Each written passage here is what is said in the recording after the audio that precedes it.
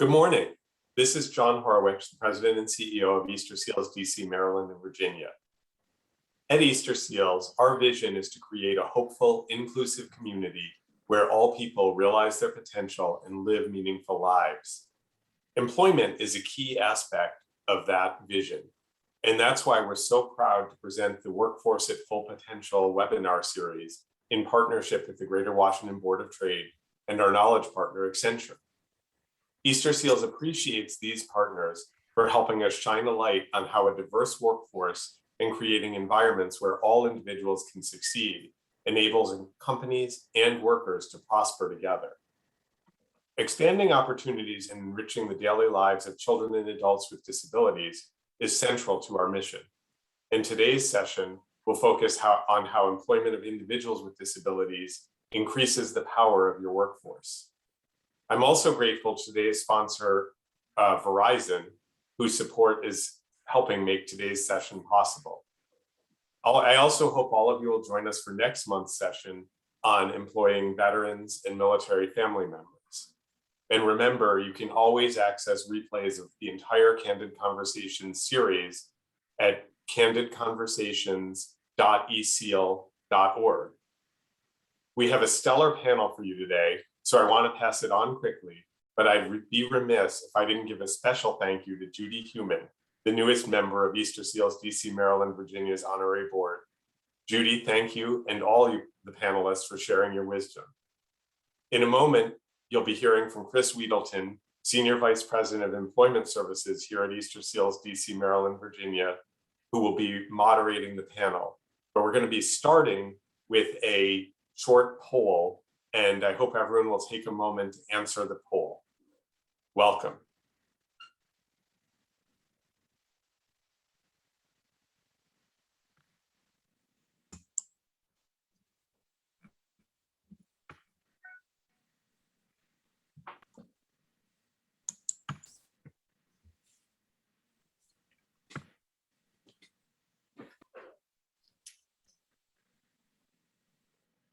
Good morning, everyone.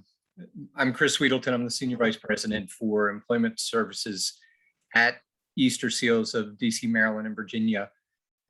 We actually have employment services for transitioning veterans, for veterans who've experienced homelessness and incarceration, and most importantly for today's conversation, adults with disabilities who are looking for the opportunity to unleash their fullest potential. We are joined by a very stellar panel, and we'll start with Judy. Judy Heumann is an international disability rights advocate and coming to us today from DC. Judy, if you'd introduce yourself, and then we'll go around the circle. Hello, everybody. Sorry I'm not with you, but glad that Zoom can bring us together also. I'm a 73-year-old white disabled quadriplegic. I had polio.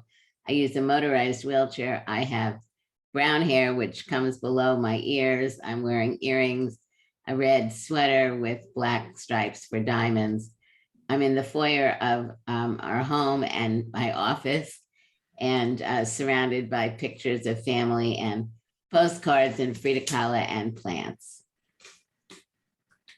Thank you, Judy. Next, we'll go to Laurie Henneborn, who is with Accenture, author, speaker, disability inclusion, and mental health advocate. Good morning, Laurie. Thanks so much, Chris. Hi, everyone. Laurie Henneborn. I'm a managing director at Accenture. We're a leading technology and professional services organization with over 600,000 employees around the world. I'm a Caucasian woman with blonde hair, tied back today. I'm wearing glasses, and I have on a blue shirt and a black sweater. My background is my home office here on Long Island, New York.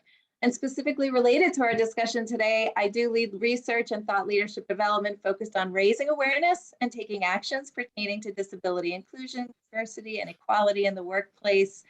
I'm executive sponsor for our Metro New York Disability ERG, and I sit on the Disability Inclusion Leadership Council here at Accenture, and I'm on the board of directors for the AAPD. And I would say lastly, I'm especially passionate about coaching and mentoring colleagues with invisible or non-apparent disabilities, drawing from my own experience since being diagnosed with multiple sclerosis in 2004. Thank you, Laurie, and our best goes out to you York, New England metro area, please be careful going outside today as apparently the wind and rain is coming your way. Yeah. Next, we'll go to Zachary Bastian with Verizon, one of our key thought partners in this work and sponsor today. Good morning. My name is Zachary Bastian. My pronouns are he, him. I am manager of strategic alliances at Verizon. I'm a white man with brown hair, wearing glasses and a blue shirt, sitting in front of a wall with some family mementos. So Verizon is so thrilled to be here today. My primary responsibilities are managing our relationships with groups like Laurie mentioned, the American Association of People with Disabilities, and many others. And it's a thrill to be able to talk to you today about inclusion in the workplace. Excellent. Thank you, Zachary. And lastly, we'll go to my good friend, Meg O'Grady. Meg and I have known each other for multiple years, where we actually started at Kaplan Education, which then became Purdue Global. That, Meg, I don't know if you saw it, just yesterday they were noticed as one of the top places to work in the country. So we were part of establishing that culture. So Meg is now with the Department of Labor. Meg, you want to introduce yourself? Meg, you are muted. Trying to keep out the airplanes that go by my door on a regular basis. Thank you. Good morning. My name is Meg O'Grady. I am the National Veterans Employment Manager at the Veteran Employment and Training Service for the U.S. Department of Labor. I'm a Caucasian woman with short brown hair. I'm wearing a navy blue V-neck dress, and I am in front of our background, which has our VETS logo for Veteran Employment and Training Service, and our U.S. Department of Labor seal, of which I am privileged and honored to serve the agency. As Chris said, I have worked with education and transition and employment for a very long time. I was a military spouse for more than 20 years. In those 20 years, I moved 17 times. So I'm very happy to be here in Roslyn, Virginia, in Arlington today. And what I do at the Veteran Employment and Training Service is connect employers with the resources, programs, and tools that they need to help employ our veterans, military spouses, and transitioning service members. In past careers, as I moved around, I worked for the Army's Wounded Warrior program and helped build their advocate program as the training officer. And I am working closely with our interagency partners, Department of Defense and Department of Veterans Affairs, as well as many, many nonprofits such as Easterseals. Very happy to be here today. Thank you. Thank you, Meg. And for finishing out my description, I am a white male with a alarmingly receding hairline, sitting in a old school office with dark paneling that I think could come out of my father's living room when I was growing up in my office in Cambridge, Maryland, down on the bucolic Eastern Shore. So as you can hear, we've got such an amazing mix of perspectives and backgrounds. Judy, I'd love to start with you, just with a kind of state of the state with regard to the state of disability employment. How does that feel to you? And we'll go around to the entire panel around the state of disability employment today. So let me also say that I am also on the AAP Board of Directors and the state of the state. So the reason I mentioned that I'm 73 years old is because it's relevant in discussions to see where we've been over the course of my lifetime. We had no laws. My first major job that I applied for to be a teacher, I was denied in writing because I was unable to walk because of polio. There were no laws then like the ADA or 504 to protect rights. And likewise, when my mother took me to school when I was 5 years old, the principal said I was a fire hazard and couldn't go to school. Until 1975, there were about 1 million disabled children who were not in school at all, according to government figures, and I presume those figures were higher. So if we look at where we are today with the laws that have been passed, including the IDEA, the Individuals with Disabilities Education Act, the implication for many of these laws is that we're seeing more disabled individuals who are going to inclusive programs in education are learning more, are moving on to universities, and are moving into the workplace and getting some really great jobs in many different companies. At the same time, and for me, this very much links to where we are in the area of employment, because employment isn't something that just sits by itself. It needs to also look at the training that people are being given. Another point I want to mention in this regard is disability is different than other communities. So people like myself had my disability when I was 18 months old. Laurie was an adult. And so Laurie didn't have a disability, then she acquired a disability. She didn't know about the law, she didn't know about disability itself. And there are so many people like Laurie out there with mental health disabilities, et cetera, now particularly with COVID. And one of the issues I think we'll get into talking about later is how so many disabled people do not identify, or are afraid to identify because they're afraid of not being able to get hired or not being retained or not being able to make advancements. So where I see us now is a changing world that, had COVID not struck, I would say, you know, we were continuing on a very positive trajectory, looking at more internships, mentorships, work that Accenture has been doing, and many companies. I speak with many, many different companies. And I think what's going on now more and more is, these may not be the right words, but a little bit of soul searching about, well, we've made a commitment that we're going to do X or Y. And the affinity groups of the ERGs, where there are more disabled people now who are part of them, who are basically pushing back and saying, we are not getting what we need. And in most cases, I think they're healthy discussions that are going on that really necessitate the leadership of these companies to look much more deeply at what they are or are not doing. So I would say we are now at a difficult time for the country and the world overall, but disability is more in the mix, although still not enough in the mix. And I think that, you know, one of the concerns that we all have is, are we really at the table and tables in a meaningful enough way that as we continue to come out of COVID and the resulting changes, will disabled people be a meaningful part of the mix of changes that are going to be moving forward? Thank you, Judy. Let me jump in there, Chris, because, you know, speaking about having a meaningful seat at the table, right?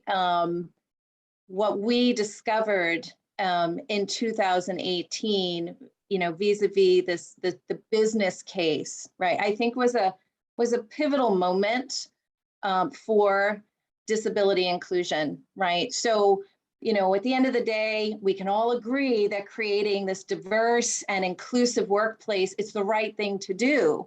And there are several studies, right, reports and stories on what a diverse and inclusive culture can bring to organizations, large and small. You know, increased innovation, productivity, empathy, enhanced employee and customer engagement and experience. But, you know, we had this opportunity together with Disability In and the AAPD to really take this a step further. And we wanted to see if there was some way to develop a quantifiable business case, again, to bring this real meaning, right, especially at the leadership levels of the organization. This has not yet existed, right? We had it for gender, we had it for race, but not yet for disability. And we knew that the time had come, right, to get that conversation to evolve and shift the mindset from philanthropic to really foundational and core to the business. So we dug in, and my team analyzed all this data from organizations that participated in what we know is it's the Disability Equality Index. And we identified organizations, I think it was 45 of them to be exact, out of a sample of 140 that were really raising the bar. We called them the champions. And what we found was that these champions performed better financially compared to the peer group. On average, we were seeing 28% higher revenue, 2 times higher net income, 30% increase on economic profit margins.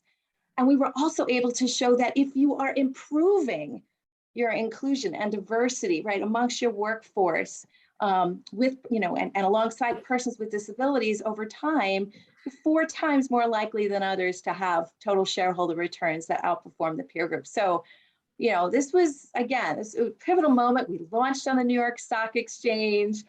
We got the attention of the investment community. And the title of this study, in case anybody would like to review it, is Getting to Equal the Disability Inclusion Advantage. And love that. I think, Laurie, you put that link in the chat earlier, I believe, so everyone will have an opportunity to link into that. And Zachary, I'd love to hear from a Verizon perspective, this piece on the business case. I mean, the state of disability employment for you all, but just that obviously as another large corporation, the business case for being able to make the focus and the investments that you all have made as Verizon. Well, thank you, Chris. And it's obviously something that Accenture has done a marvelous job, along with a lot of other organizations, of laying out how to approach these issues. As a supporter of our disability ERG advance within the company, something that they've done a really marvelous job in programming events and really centering a lot of these issues within the workplace. And I give a lot of credit to our leadership team, the Verizon Leadership Committee, of making sure that a lot of these issues get the attention that they deserve. Verizon's approach to this has been, not only in working on our own internal issues, making sure that we have the right supports for inclusion, making sure that we have everything in place to help our employees with disabilities not only be incorporated in the workplace and get the support that they need, but get the right support for advancement. Because if you're making room for people in the workplace, but you're not giving them a chance to learn and grow and advance, then you're not getting the full advantage that those employees can provide for your organization. So it has to be a really diversified strategy in the first place. But the really exciting thing over the last couple of years has just been seeing Verizon scale those investments and really think about how we can join other business leaders in making this case at scale. And the Valuable 500 is a big piece of that. I'm sure a lot of the panelists on the call are very familiar with that, approaching it from the leadership level. So having a commitment from our CEO, Hans Vestberg, that really launched a lot of boats immediately. As you can imagine, when the CEO comes out and probably says, Verizon is going to be a leader on disability inclusion in the workplace, that's been really massive for us. Excellent. Thank you for sharing that. Meg, honestly, and the work that you and I both done with the federal government, there have been times where they've kind of been in the lead in this idea of creating a better seat at the table when it comes to particularly around their hiring and identification and hiring practices. But how from your perspective now there at the Department of Labor, how is that state of the workplace looking from your perspective?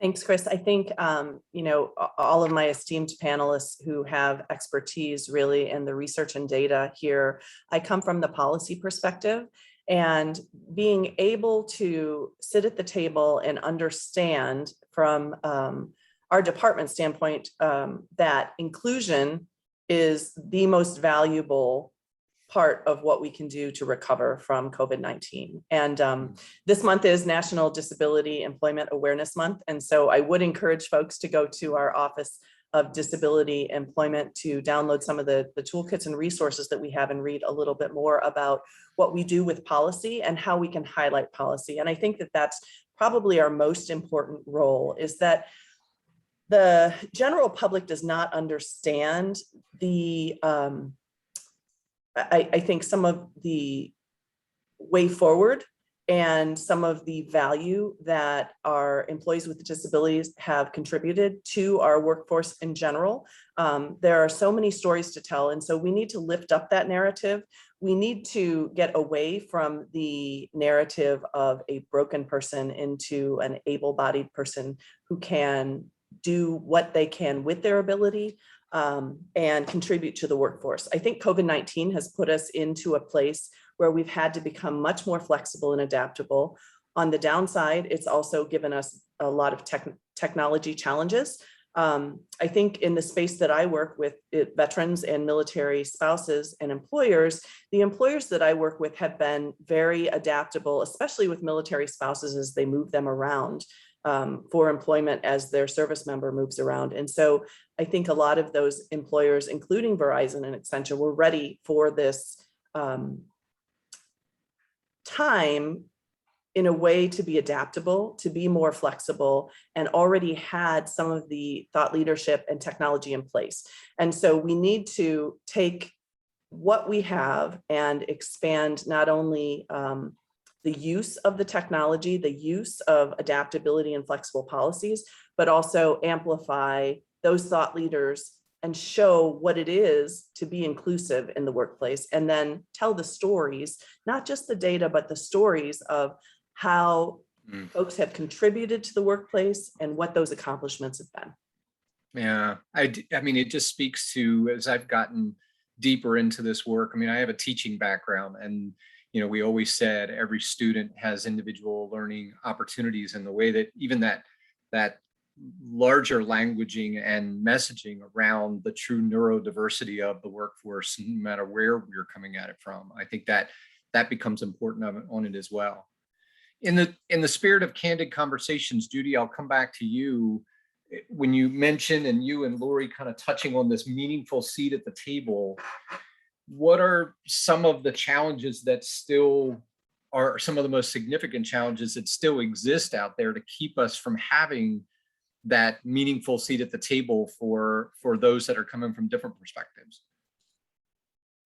I think one of the biggest problems is the lack of knowledge that really exists in many companies. And so I think, and I'm not saying this in a negative way, I think it's very important that the companies are really beginning to listen and look at what they need to do and are slowly learning, but they need to have a much more educated workforce. And by that, I mean their human resources people need to be much more knowledgeable, not just about what the laws require, but also about how to do recruitment. Are they doing internship programs, mentorship programs?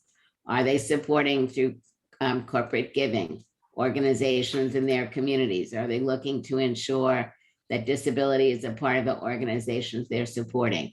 Are they looking at their boards of directors? Are they integrating their boards of directors with disabled people from diverse backgrounds, on and on? It needs to be something where this is not a discussion that happens sometimes, and it needs to be a discussion which really enables critical discussions where people may well be defensive, which is not at all what I think we're looking at. I think when we look at disability across race and gender and sexual orientation, et cetera, there are a lot of issues. For me, one of the things that I think is very important is that the affinity groups, the ERGs, whatever they're called, are not just stovepiped, that disabled people come across all of them, and that we need to be looking at how can we be getting these groups to be working more effectively together. But at the end of the day, I think we need to be sharing a lot more information at appropriate levels within the organizations, because not all groups have come to the table including disability at the same time. They have different forms of experience. The other thing is, I think, basic issues. Do the employees of the company know about what the policies are? For example, on accommodations, where are they? What are employees saying about what happens when they try to get accommodations, about hiring managers, on and on. So it needs to be, I think, a really careful, thoughtful, broadly inclusive look. And I think really listening to people who are working within the organization and finding a way that they can, without being afraid of saying things, take what they have to say and listen. And I guess for me, one of the other issues, and I'm really looking forward to Laurie on some of this, is some companies, government, universities, businesses, you just see very low numbers of people who are identifying. And there may be various reasons for that, some of which we don't have to get into now. But at the end of the day, those numbers for me are very important. If the numbers in a company are low, and when you ask somebody why are they low, are people afraid of speaking up, and they privately say yes, that's not a good answer. It's the right answer, but it's not a good answer. Yeah, Laurie, let's jump over to you. You've been leading some of that exact sharing work across and educating within the organization. Talk to us about what that looks like. Yeah, and I have to say, it's been really uplifting to see and experience the volume of organizations, some very large, Chris, right, who are really trying to nail down this aspect of psychological safety. So I love going after Judy, right? Because Judy tees it up and then I can dive in with the data with my research hat on. But really the harsh reality is that employees with disabilities are 60% more likely to feel excluded in the workplace compared to peers. And this is for various reasons. And we seek a sense of belonging. And we found this through the 2020 Enabling Change study. This was a global survey, Chris, right? It included 6,000 employees with disabilities from almost 30 countries. And by excluded, I mean ignored, right? Little to no voice in the team. And many organizations are employing a greater number of persons with disabilities and have been taking steps to create more inclusive cultures. And many believe that they've made significant progress. Through this survey, we asked executives and employees alike about whether they feel the workplace they operate in enables thriving in terms of accessibility and accommodation that might be needed. Ultimately, having the right technology, environment, and support. 67% of executives said, yes, this is what we do. But that dropped to just 41% of employees who agreed. And here's where we started to see some of the big perception reality gaps that emerged, gaps that could point to these persistent barriers which exist and truly affect the sense of urgency to change. Like if I feel like I'm doing a great job, why, right? Why do I need to change? And I think going back to some of Judy's points, right? I think we also have to acknowledge that we have a pervasive problem with psychological safety in the workplace. And this is a key consideration in what I talk about when I mention supportive environments. In fact, across a range of the indicators that we included, we saw executives, again, overestimating how safe employees feel raising sensitive issues. For example, the study showed that 84% of executives believe employees feel safe about being open about a physical disability. And this dropped to just 65% of employees who agreed. And there was only physically? Sorry, was it only physically disabled people? Nope. There were similar patterns right down the line, Judy, from feeling safe disclosing mental health challenges to being open about a neurological condition and so on. It's no wonder that Did the figures vary? So were people who had psychosocial disabilities lower than people with physical disabilities, for example? Honestly, all of the numbers kind of hovered around that kind of 60 to 68% of employees who agreed, and then in those 80s, right, for the executives. So there's ultimately, we do have a consistent perception reality gap when it comes to feeling safe about talking, sharing about a disability. So again, it's no wonder that we see just 24% of employees and 20%, even less, right? 20% of executives comfortable with being fully open about their disabilities with colleagues.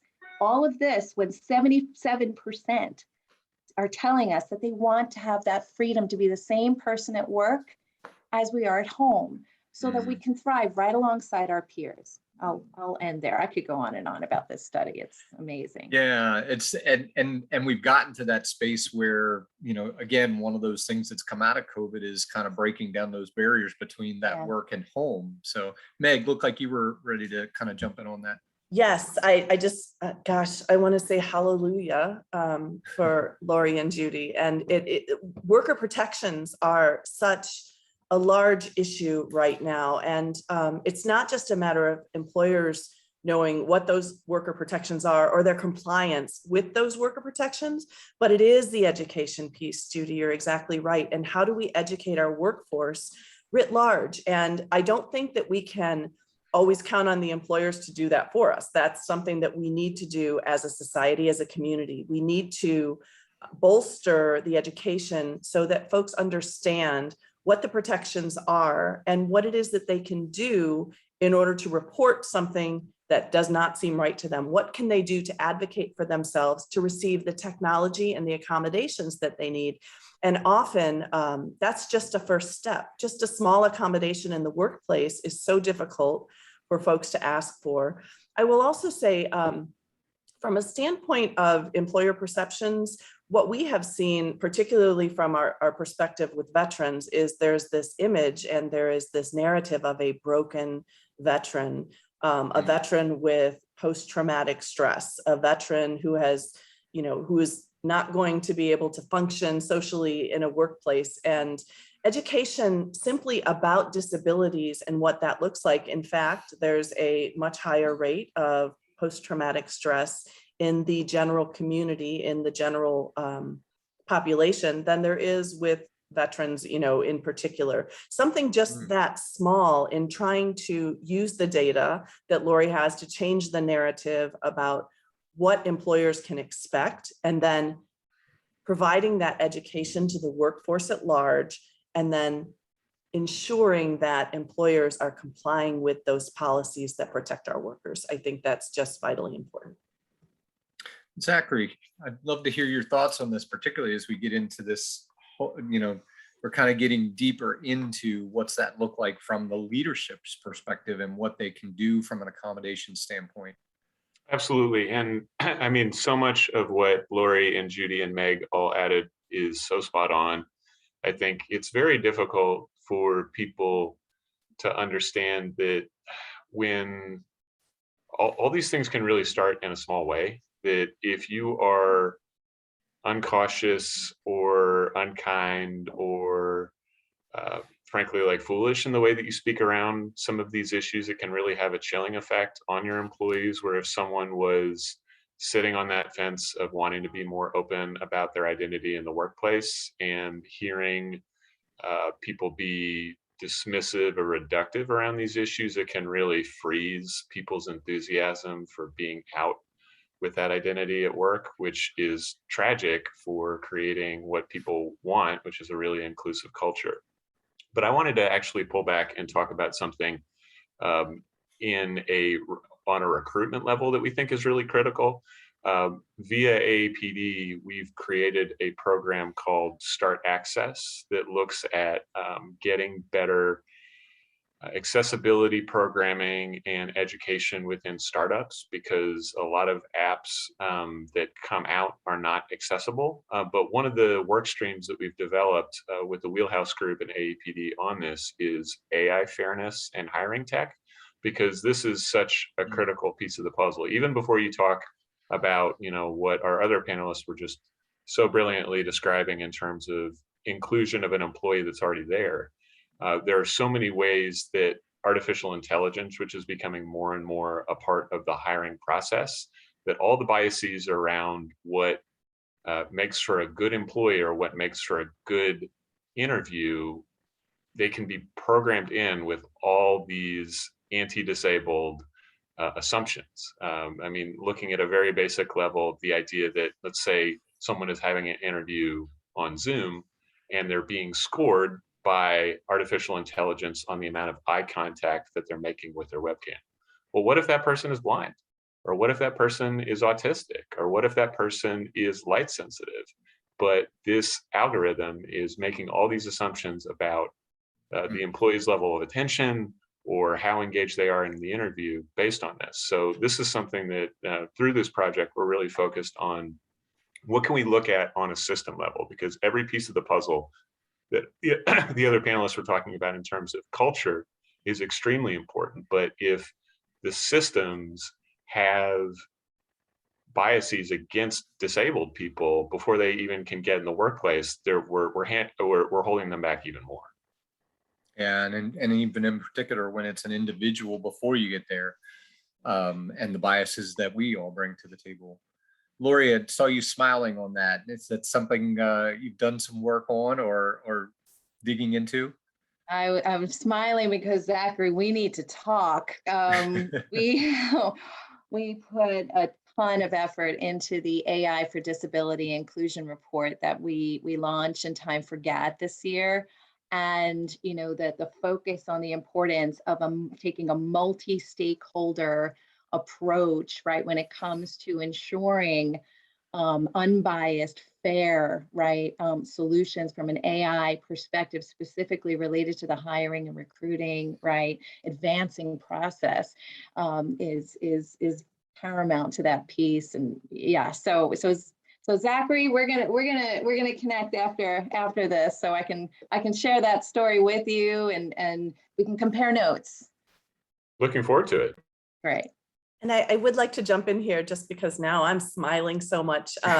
We have, in the past 2 years at Department of Labor, we did a White House challenge to find a better way to match our transitioning service members and military spouses with the right job, because we do know that the sooner that we can place folks in the right position, the exponential effect on their quality of life will be much, much higher. And especially with our veterans and military spouses with disabilities, if we can find a purpose and the right fit for them, then that often will mitigate some of the crisis situations that might come later if they were not to have that kind of security.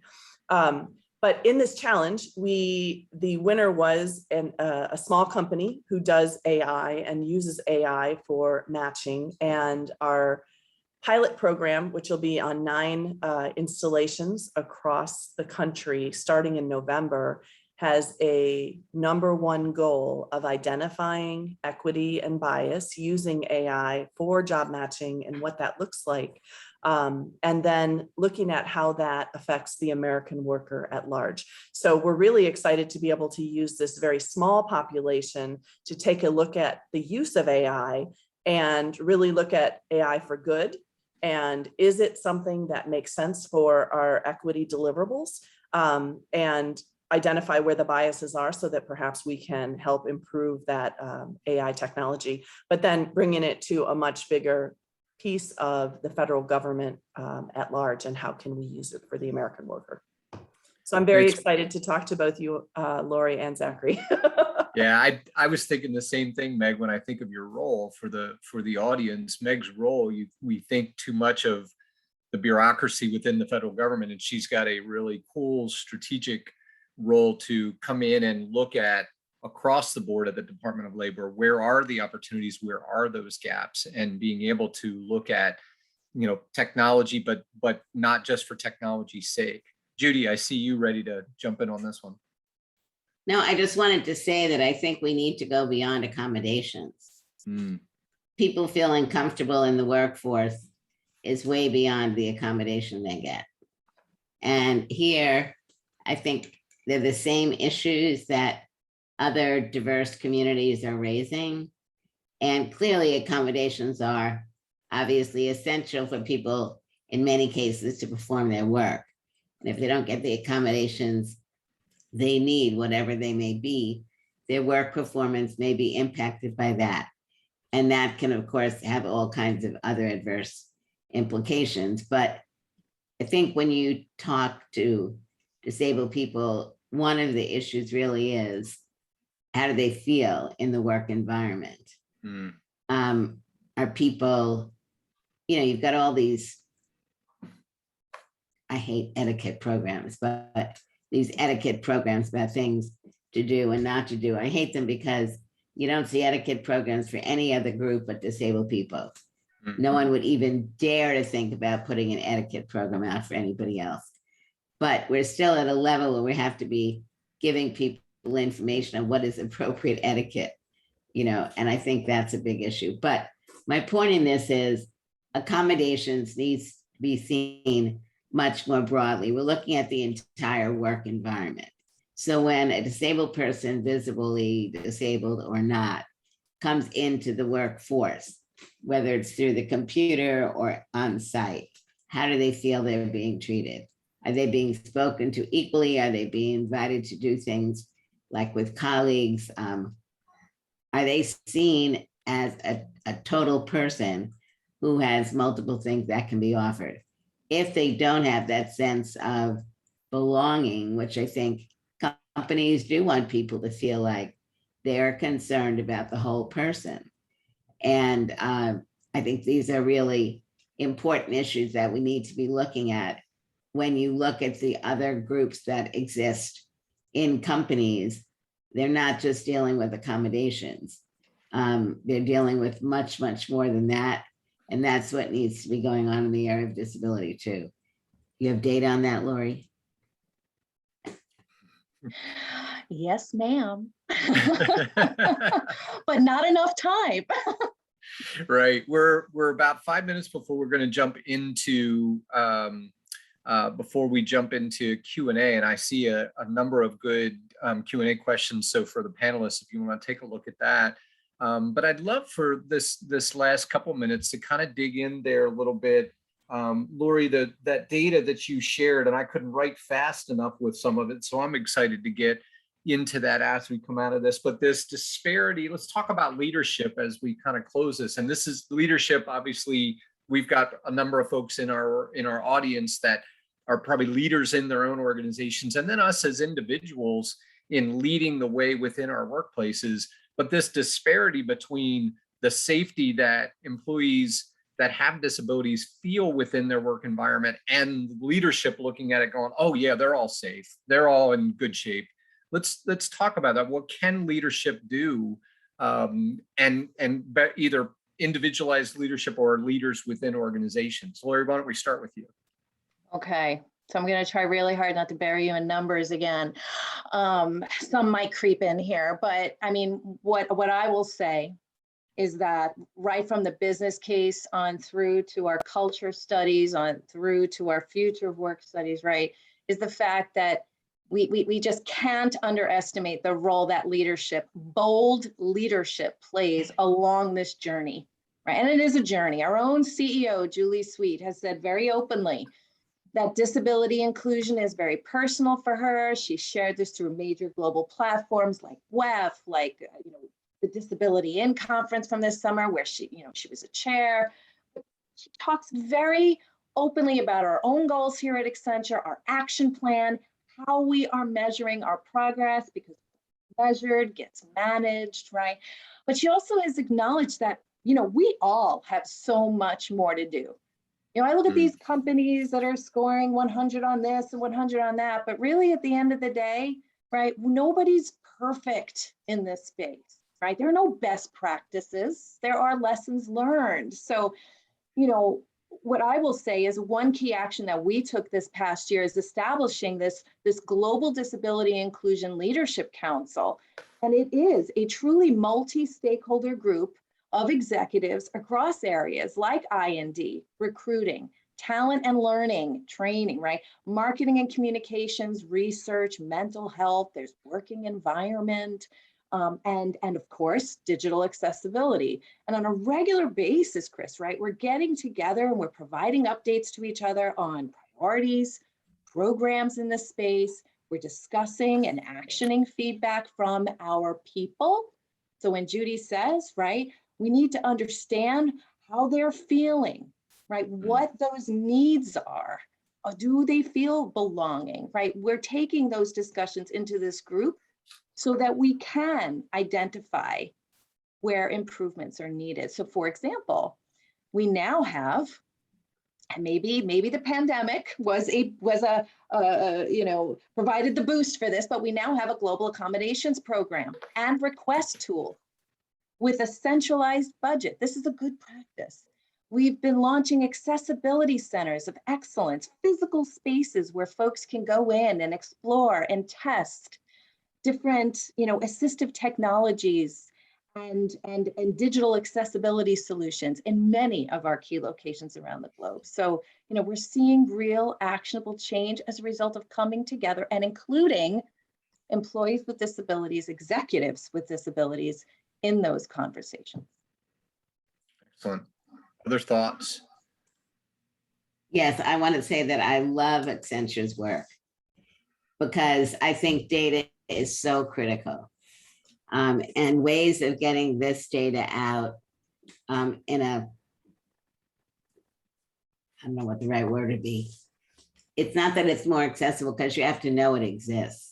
And that's what I think. So once you find Accenture and you look at this data, it's reaffirming in many different ways, showing both progress and areas that need to be addressed. So looking at ways that we can get practical information, I think, into the hands of disability rights organizations, employers, and others, so that it's not just a handful of people who know what this is and what it means. I think it's so really important. People are afraid of data, and I think data which is collected in an authentic way, where people trust the gatherers of the data, in the end is really important, because it really helps us measure progress or lack thereof. And then used in a way that we can educate. I have the unique opportunity, and Easterseals is doing what we can, but particularly Laurie, as you said that I'm giving a webinar this afternoon with an organization called Palo Alto Networks, that they've opened this up to their employees, and over 700 people have signed up for this webinar this afternoon. So from an education standpoint, obviously they're establishing a culture, but I mean, it's even an education for me to bring that into my language this afternoon, that there are no best practices but lessons learned. Like, that puts us in a mindset that recognizes where we are, and with more humility to approach the conversation than to just come at it and say, okay, I don't want to position even Easterseals. We've been doing this work for 100 years, but I don't want to position it that, and therefore you should just listen to everything we say, because we've got so much to learn as well. And I think, Laurie, when you say there are no best practices, there are only lessons learned, the objective is to get to best practices, right? I think that's very important. So I think what Laurie is saying is, and she's not saying this 100%, but by and large, we don't have best practices. And I think that's so very important, whatever area we're looking at in disability. Because in a country this large, something that works one place may not work someplace else. So it's really needing to understand variability. But another point I want to make is one of the issues I think is very important, and it deals with employment, is we need to make sure that data, where data is being gathered, that data needs to be inclusive of disabled people. So when we're looking at data around education, like the piece in today's media about the significant decline in the number of people who are even attending community colleges, that's a big deal. If there are it's a big deal for the country, but it's certainly a big deal for people who have disabilities, because the role of community college, not just for teenagers and young adults, but really for people who are changing jobs, etc., not going to school, is really potentially detrimental. And we want to really know how are disabled people being impacted in that regard. Thank you for sharing that, Judy. I'm gonna switch us a little bit to get us to Q&A, so I'm not cutting Meg and Zach short at all. But there are a couple of different questions that folks have put in, very insightful and detailed, and we will, as part of this candid conversation, we'll capture those and make sure we can grab them. I will share that the Easterseals team has shared with me that we're having some tech issues with the poll questions, or with the poll results, so we may not be able to share those. But Meg or Zach, let me come to you if you want to tack on to that, or if there's a question that you've seen there that you want to kind of jump into to engage with the audience. I definitely want to foot stomp what Laurie said, in that leaders need to be engaged at every single level. But if the leadership is not fully engaged and practicing what they're talking about, it will never work. So thank you for emphasizing that, Laurie. I think it's really important, all the way down to the closest leadership, and leadership checking in with folks. Just as a leader for any of their employees, how are you doing? How are you feeling? What can I do to help? So I just wanted to emphasize what Laurie said, and what we have found is that if we don't have the top leadership involved and advocating on a regular basis, it's not going to work throughout the organization. Zach, I'll turn it over to you. Thank you, Meg. What I wanted to add on is the real virtue and strength of this kind of inter-organization conversation, because I think we're often very guarded in the way that we talk about these issues because we're concerned with aesthetics and making sure that we're lifting up these issues in a positive way. But developing networks and alliances of people across different organizations that you know care about these issues is extremely valuable, because I've just seen such an enormous, so much of what I've learned in this space is by talking to people outside of Verizon that care about these issues, and then trying to bring those learnings in and incorporate them into our culture. So having a strong network of folks that you can lean on to learn more about this. And I really think that speaks to Teach Access, which is a program that we're extremely proud to support, and has been such an incredible initiative to get better engineering education accessibility programming. So because so many engineering programs across collegiate engineering programs across the country, maybe they get like 3 hours across their entire college education learning anything about accessibility. And that's necessarily going to affect not only the workplaces that they walk into, but all the professionals that are out there that are designing things that are inaccessible, not out of any ill intent, but just because they haven't gotten the educational support to do so. So making sure that we're investing in the system so we can create professionals that will make the inclusive workplaces that we're trying to manifest, it has to start at that foundational level of the education that we're providing people. I really want to emphasize, I'm sorry, what Zachary please. is saying, because companies like Google and Facebook, et cetera, also complain that the people that they're getting, that they're hiring in their companies, are not coming in with the qualifications that they need in order to ensure the products they're designing, et cetera, are being done correctly. And so you can see all of these, I don't want to call them breakdowns, because I think there's really fighting that's still going on within companies about the validity and value of making things accessible. If there was no disagreement that accessibility needed to be a requirement, period, the end, things would be different. But I think there is not that commitment yet. And so companies like Verizon and others really looking more deeply, as you're saying, you've been doing, Zachary, is great. I mean, ultimately, we talk about a company, which obviously we have to, people are going to work or potentially going to work in a company, but we also need to look at the dynamics and the systems around us that make the ability to enter as a disabled person, regardless of your disability, whether you're entering a religious institution, a movie theater, a shopping center, or a business, all those things have an impact on people's views of themselves. And so the more we change the environment in general, the more I think disability will be something which is considered as a normal part of life.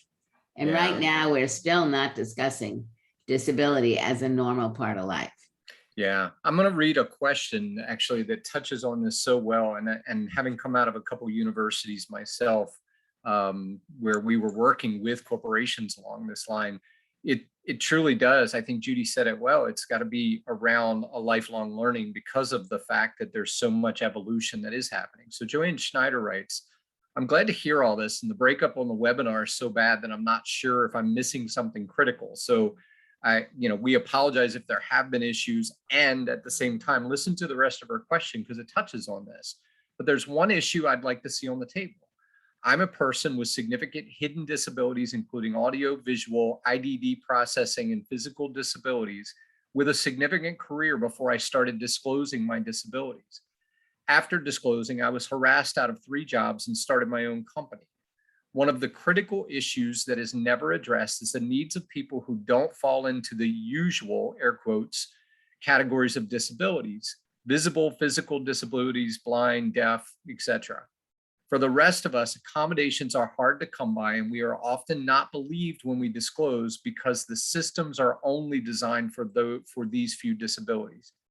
And again, important note in our last sentence, the technology keeps changing, and for those of us with hidden processing disabilities, the accommodations needed for new computer technology, phone technology, and those awful credit card readers, etc., do not exist.